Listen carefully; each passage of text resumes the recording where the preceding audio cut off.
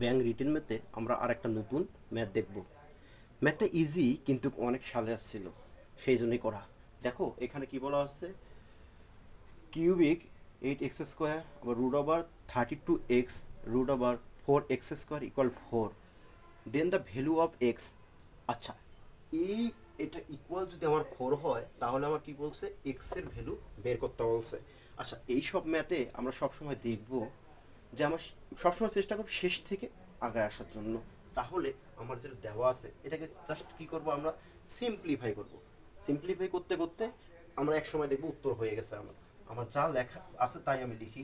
এত কত আছে, 8x², দেন আমার রুট ওভার কত দেওয়া আছে, 32x।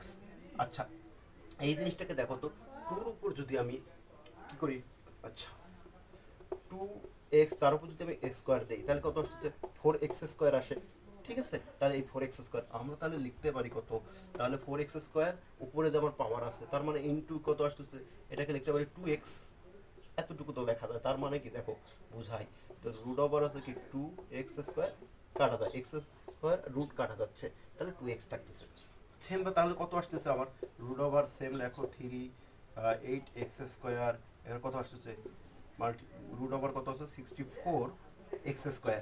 আচ্ছা, 64x² কে আমি ভাঙাইতে পারবো কত, দেখো তো 8-এর উপর যদি স্কোয়ার করে দেয়, 8 64x² তারপর রুট, যদি রুট আছে আমার তাহলে এই স্কোয়ার এই রুট কাটা যাবে, তাহলে কত হবে 8x থাকবে।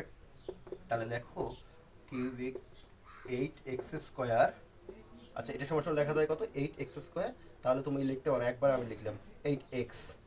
তাহলে তোমার কত আসতেছে এখানে, যে কিউবিক কত আসতেছে 8, 8 64 আবার সেম 64x³ আসে।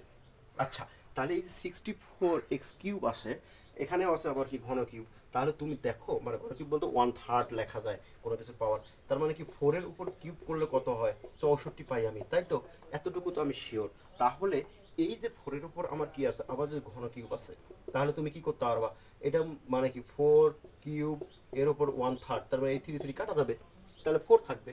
সেম ভাবে তাহলে তুমি লিখতেই পারবা যে কত আসছে 4।